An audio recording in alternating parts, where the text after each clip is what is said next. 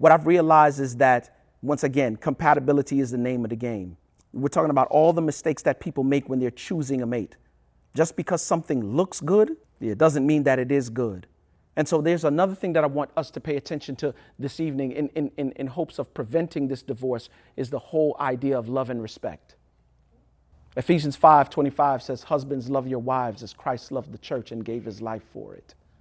And if you go down to the bottom of the chapter, at the bottom of the chapter, it says, wives, respect. If you don't hear anything else that I'm saying, reverence your husband. Oh, come on.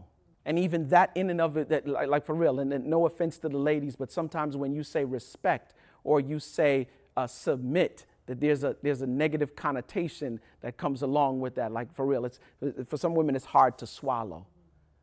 And then when we get into that conversation, I'm always pushing the fact that, okay, let me understand something. You expect for him to love you unconditionally.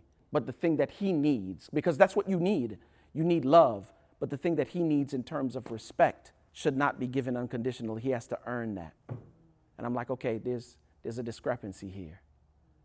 And that's not what the word says. The word says love and the word says respect. And when you love her, you don't love her according to how you want to be loved. You love her according to how she wants to be loved. What I realize is that women feel the need to connect with their spouses emotionally.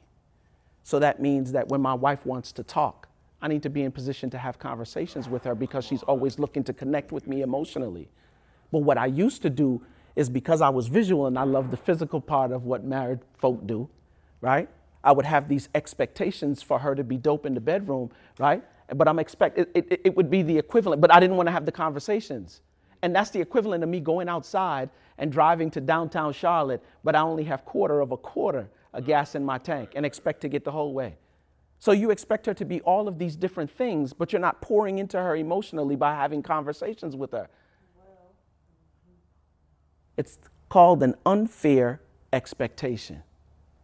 What up, y'all? It's your boy Quest, your professional marriage coach. Listen, guys, September 28th, Atlanta, Georgia. It's the Grow Marriage Conference brought to you by Bond Ministries, Bone of My Bone. Let me tell y'all something. We are going to take your marriage to the next level. The G, that stands for God. The R stands for relationship. The O stands for oneness. The W stands for willingness. We'll break all of that down in the conference. We want to take your communication to the next level. Just because two people in a marriage are speaking English does not mean they're speaking the same language. We're going to grow together. We're going to have a bunch of activities for us to role play and go through, all for the purposes of taking your marriage to the next level. Crown Plaza Hotel. For more information, text marriage to 484848. I'm going to say it one more time. Text marriage to 484848 to get more information, purchase your tickets, and be in the house. The Grow Marriage Conference. Don't meet me there, beat me there.